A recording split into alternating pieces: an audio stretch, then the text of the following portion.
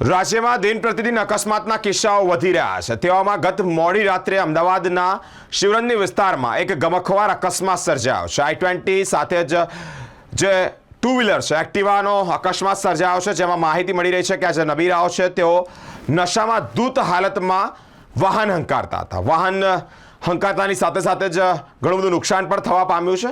જ્યાં ડ્રાઇવિંગ કરતા નબીરાઓ છે તેઓ પીને એટલે કે દારૂ પીને નશાની હાલતમાં ચલાવતા હોય તેવી सूत्रों पासेथी माहिती सामे आवी रही है। मारी गाड़ी 2 मिनट पहले हटी है।